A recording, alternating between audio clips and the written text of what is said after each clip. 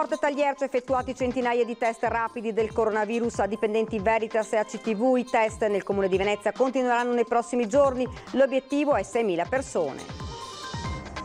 La Regione annuncia un piano per l'ottimizzazione delle analisi dei tamponi. Verrà esteso al coronavirus la cosiddetta tecnica del pool, 10 analisi in un solo campione. Nuovo appello di Zaia contro gli assembramenti. Vedo ancora troppi video di situazioni che non vanno. In arrivo uno spot per far capire la necessità di seguire le regole. A Jesolo approvate misure a sostegno delle attività economiche in difficoltà per il coronavirus. Le discoteche bloccate si trasformeranno temporaneamente in bar e ristoranti con musica di sottofondo. Paura stamane a Mestre per l'incendio di un'abitazione. Le fiamme in poco tempo hanno coinvolto anche le case vicine. Super lavoro dei vigili del fuoco per spegnere il rogo e mettere in sicurezza diverse bombole GPL. Nel decreto rilancio stanziati 50 milioni per l'emittenza locale. Le parole del primo firmatario dell'emendamento, il senatore PD Ferrazzi: bisogna sostenere la voce del territorio. Uno dei simboli sportivi della città riprende l'attività dopo lo stop per l'emergenza coronavirus. Guanti e mascherine per far riaprire il Golf Club di Venezia. Buonasera, ben ritrovati dalla redazione di Venezia. Dunque questi i titoli, ma in primo piano il bollettino serale. Sono 10 i casi in più positivi rispetto a questa mattina. A Venezia sono 4 i casi in più. Nel Veneto attualmente positivi sono 3.506, mentre sono 3.459 i soggetti in isolamento domiciliare nel Veneto. Per quanto riguarda invece i ricoveri, le persone ricoverate sono 250, 16 si trovano in rianimazione, mentre 3 sono i decessi rispetto a questa mattina. E dunque, lo avete sentito dai titoli, i cancelli del Palasport Tagliercio a Mestre si sono nuovamente aperti per permettere di effettuare centinaia di test rapidi che rivelano l'eventuale presenza del coronavirus. Oggi è stato il turno di dipendenti Veritas e ACTV. Centinaia di dipendenti di Veritas e ACTV si sono sottoposti al test rapido di controllo del coronavirus al Palasport Tagliercio. Un appuntamento svolto con le stesse modalità che avevano coinvolto gli agenti della polizia locale. I controlli su base volontaria di migliaia di lavoratori dei servizi pubblici essenziali, coordinata dall'Ulstre con il supporto del Comune, pone da questo punto di vista Venezia tra le prime città a livello nazionale. L'afflusso di persone alle mie spalle è continuo, i cancelli del Tagliercio si sono aperti alle 8, si chiudono alle 13, 5 ore di controlli con decine di persone che entrano in continuazione, naturalmente scaglionati a distanza l'una dall'altra. Il test che facciamo noi qui è un test rapido, sierologico, però a carattere qualitativo, cioè ci dà l'idea se sono presenti o meno degli anticorpi. La presenza o meno degli anticorpi ci dà un'idea della presenza o meno del virus. Se il test segnala la presenza di anticorpi, viene effettuato anche il test del tampone, che stabilisce se la persona sia ancora positiva o si sia negativizzata. Ma noi finora abbiamo effettuato di test rapidi 16.000 test finora e naturalmente continueremo. Abbiamo una percentuale di positività del 2%. E se invece vuole un dato sui tamponi, come azienda sanitaria abbiamo fatto 60.000 tamponi, oltre 60.000 tamponi, con una positività del 5%. Quindi sono numeri, come dire, che fanno pensare al fatto che il virus continua a circolare e quindi va posta molta attenzione e quindi ritorniamo sull'appello forte, determinato di appunto rispettare le regole, la mascherina, il distanziamento sociale, l'uso dei guanti o disinfezione delle mani. È un qualcosa che ognuno di noi deve sentire dentro, cioè deve venire fuori il senso civico della persona. Dunque, nonostante il numero dei contagi sia in calo, l'emergenza sanitaria non può dirsi finita. Nel Comune di Venezia continueranno anche nei prossimi giorni. Noi contiamo di arrivare nei prossimi giorni a testare complessivamente 6.000 persone, sono numeri importanti e sono numeri che fanno scuola anche nel panorama italiano, perché questa politica della Regione di screening a tappeto di alcune categorie, pian piano che si estenderanno anche ad altre, ci consentirà di essere all'avanguardia nel panorama nazionale. È un modo per escludere da un lato il contagio, ma fare anche prevenzione, perché laddove vi sia un contagio o persona attualmente contagiata viene posto in isolamento e quindi non può contagiare i colleghi e nemmeno gli utenti. Ci fa ben sperare l'attuale situazione in termini di numeri e quindi di contagi sempre in più di carattere migliorativo. Non va sottovalutato certamente il momento, perché è un momento che non si è ancora concluso, tant'è che oggi siamo qui e portiamo ancora la mascherina e va ancora portata. Questo perché non dobbiamo pensare e sottovalutare l'importanza del fenomeno che ha toccato l'intero territorio, ma a livello globale, così come sappiamo, e quindi anche il nostro comune di Venezia.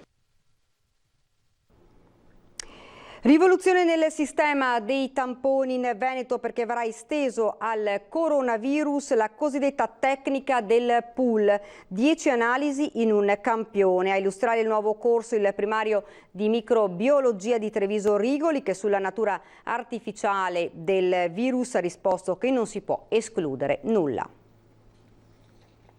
Non lo so, lascio aperte tutte le possibilità. Sarebbe un errore anche dal punto di vista scientifico chiudere alcune ipotesi. Alla domanda se dietro al coronavirus ci sia la mano dell'uomo, Roberto Rigoli, primario di microbiologia al Cafoncello, allarga le braccia. Escluderlo non è possibile e già questa è una notizia, soprattutto se a dirlo è uno dei massimi esponenti della materia in Veneto, a 10 giorni dalle frasi di Zaia sulla possibile natura artificiale del virus che tanto avevano fatto discutere. Rigoli è tra i fautori del modello Veneto e dei tamponi a tappeto, proprio quei tamponi per cui si sta lanciando un nuovo sistema al fine di ottimizzare le analisi in tutte le microbiologie della regione. A esemplificare il nuovo corso, definito rivoluzionario, è lo stesso governatore Zaia, provette alla mano.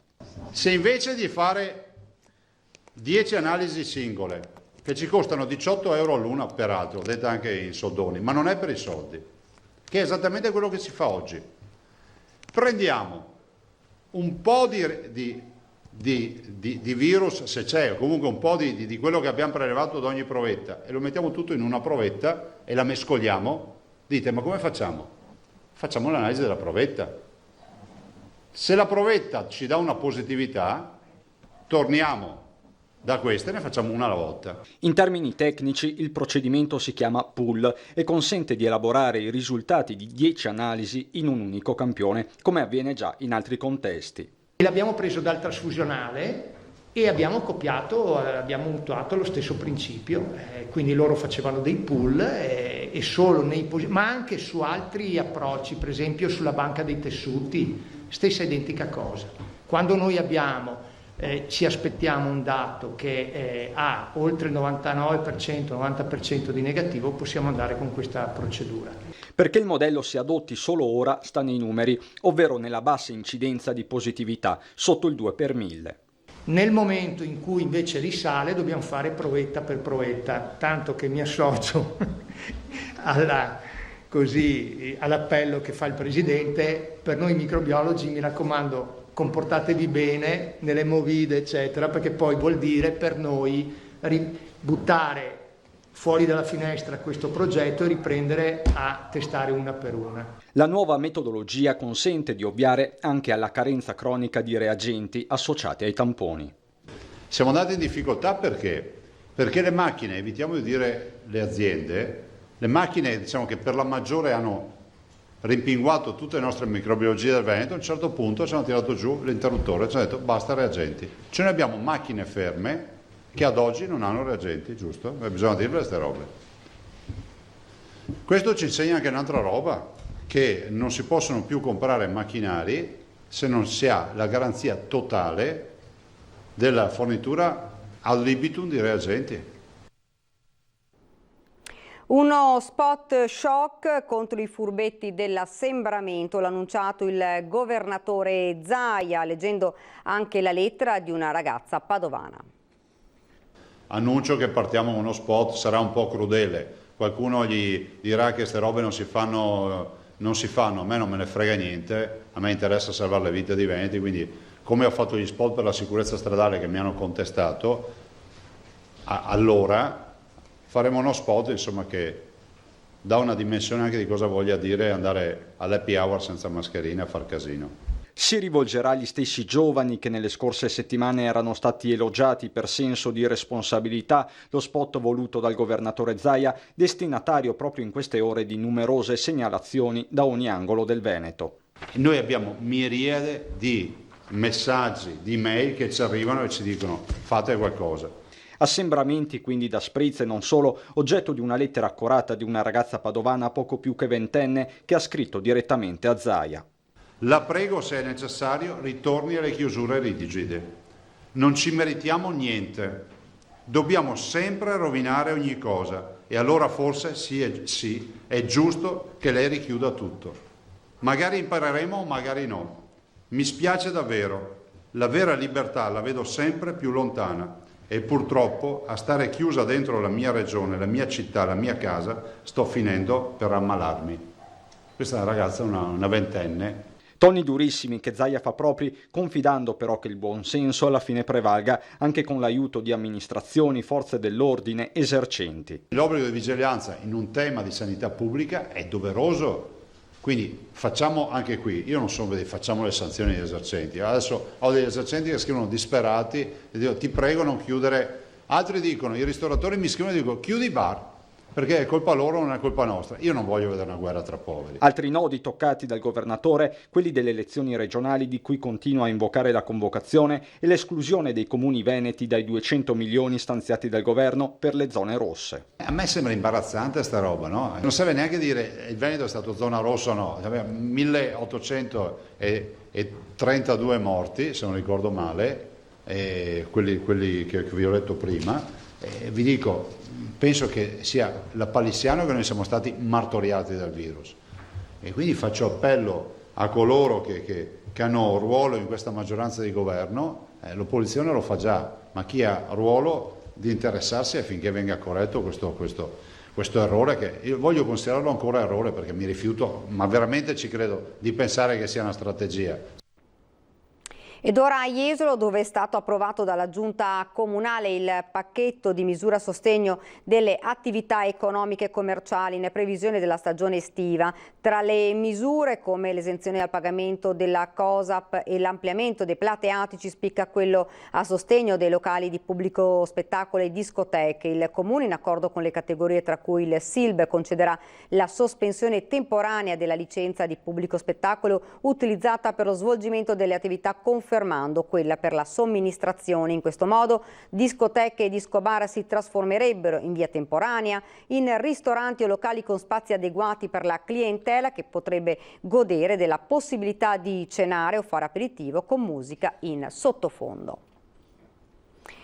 E buone notizie dai campionamenti effettuati dall'ARPAV nell'area dell'azienda andata a fuoco venerdì scorso a Porto Marghera. Oggi intanto azienda e sindacati si sono incontrati in regione. Sentiamo. A 5 giorni dall'incendio che ha investito il sito produttivo di Trevu Sigma a Porto Marghera, incendio nel quale sono rimasti feriti 2 operai, non sono stati rilevati problemi per gli allevamenti di molluschi e mitili nelle acque della laguna. Non sono state rilevate tracce di inquinanti neanche nei campioni di frutta e ortaggi raccolti per essere analizzati nelle zone campionate, Mestre, Marghera, Sant'Erasmo e Le Vignole. Il risultato delle analisi effettuate dall'ARPA va escluso il rischio per il consumo di frutta e ortaggi, oltre ai molluschi e mitili, le cui analisi non hanno rilevato presenza di idrocarburi policiclici aromatici. In attesa di ulteriori indagini resta comunque il divieto di pesca nelle vicinanze dell'azienda, nel canale Lusore Brentelle, canale industriale Ovest e Nord, banchina Azoto fino al canale dei Petroli. Intanto l'assessore regionale al lavoro Elena Donazzani, insieme all'unità regionale di crisi aziendale, ha convocato i rappresentanti dei lavoratori e dell'azienda. All'incontro hanno partecipato Femca Cisl, la RSU aziendali e i responsabili di produzione e del personale dell'azienda, questi ultimi affiancati da Confindustria Venezia. La Regione ha posto l'attenzione sulle garanzie nei confronti dei lavoratori e ha chiesto un aggiornamento sul futuro del sito industriale. L'azienda ha garantito il pagamento degli stipendi nelle more di un ammortizzatore sociale dedicato, richiesta di cui si sta occupando Confindustria Venezia. Continuiamo con la cronaca. I vigili del fuoco sono intervenuti alle 6 di questa mattina per l'incendio di un'abitazione a Mestre che si era esteso subito allargandosi agli infissi delle altre case, coinvolgendone 5 in totale. Nessuna persona è rimasta ferita. I pompieri arrivati con 2 autopompe, 2 autobotti e 14 operatori sono riusciti a spegnere il rogo che ha coinvolto diverse bombole di GPL e metano e batterie depositate nel garage da cui ha avuto origine il fuoco. L'uso delle 5 abitazioni è stato interdetto fino al ripristino degli impianti e delle condizioni igienico-sanitarie. Sul posto, oltre ai carabinieri, il personale del nucleo NBCR, nucleo biologico, chimico, radiologico, per la bonifica di bombole e batterie. Ed ora parliamo del decreto rilancio, stanziati 50 milioni per TV locali. Andrea Ferrazzi, senatore del PD, primo firmatario dell'emendamento. Importante aiutare le voci del territorio. Sentiamo. Non si possono perdere le voci del territorio, la quantità del pluralismo e la qualità dell'informazione, l'altra faccia della democrazia in un paese. A parlare è il senatore del PD Andrea Ferrazzi, primo firmatario di un emendamento a sostegno delle emittenti locali. Nel decreto rilancio stanziati 50 milioni. È chiaro che le TV locali hanno svolto in questo contesto un lavoro assolutamente importante e capillare, e anche per questa ragione abbiamo voluto presentare un emendamento a mia prima firma come Partito Democratico, che è diventato pari pari l'articolo 195 del decreto ultimo appena bollinato ieri sera, e che fornisce una boccata di ossigeno alla libertà e al pluralismo dell'informazione. In questi mesi di emergenza sanitaria il nostro gruppo Media Nord-Est ha seguito fin dall'inizio, ora dopo ora, quanto stava accadendo, fornendo ai cittadini notizie ed informazioni, edizioni straordinarie per portare nelle case della gente le parole dei sanitari, le raccomandazioni delle istituzioni. Le emittenti locali radio-televisive hanno svolto nel corso di questi mesi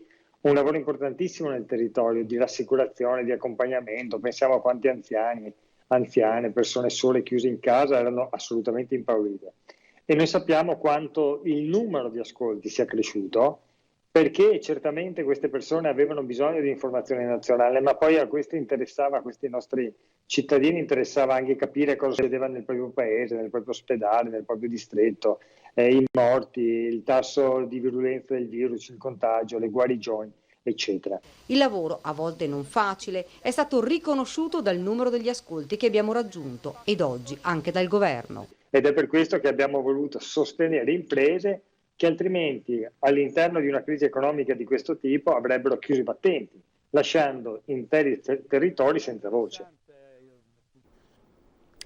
Uno dei simboli di Venezia riprende la sua attività sportiva, in campo tutti con guanti e mascherine in condizioni di massima sicurezza. Così il Golf Club Venezia torna a vivere.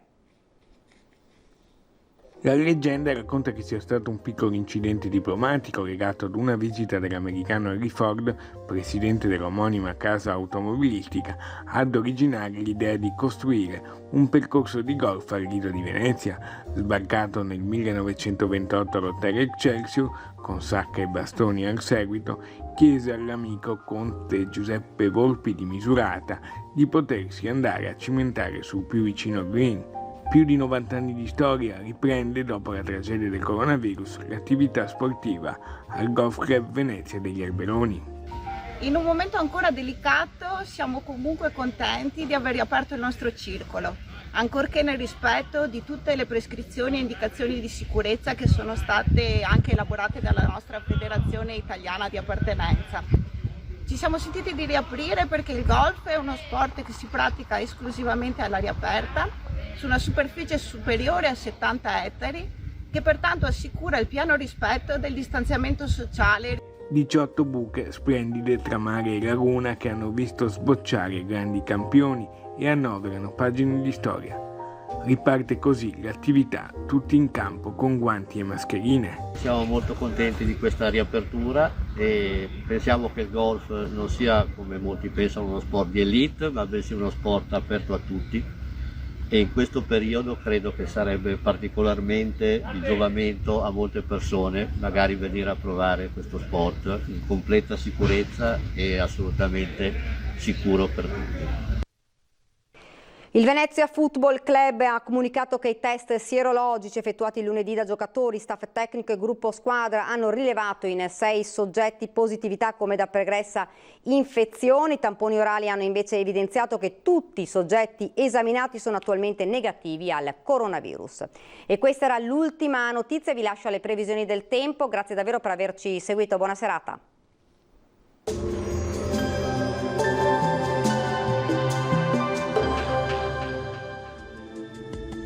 Bentrovati al meteo. La pressione è in aumento e ciò porterà a una diminuzione della probabilità di precipitazioni rispetto ai giorni scorsi. Vediamo insieme il dettaglio di giovedì 21 maggio. Sul Veneto torna l'anticiclone a garantire un tempo asciutto e stabile. Sulla nostra regione sarà soleggiato e il cielo si presenterà poco nuvoloso. Nel pomeriggio sarà possibile qualche addensamento, ma senza piogge. Clima molto mite con temperature minime fino a 16 gradi, massime invece tra 22 e 26 gradi. Poche novità poi sul Friuli Venezia Giulia, anche qui stabilità atmosferica con tanto sole, tuttavia non si esclude anche qui la possibilità di qualche acquazzone sui rilievi. Temperature minime tra 12 e 16 gradi, massime tra 23 e 25 gradi all'incirca. Infine ci spostiamo sul Trentino Alto Adige, dove lo scenario sarà simile con ampio soleggiamento e con poche nubi a carattere sparso. Temperature minime sui 14-15 gradi, massime invece sui 26-27 gradi all'incirca. Dal meteo di Antenna 3 per ora è tutto, grazie per l'attenzione e arrivederci.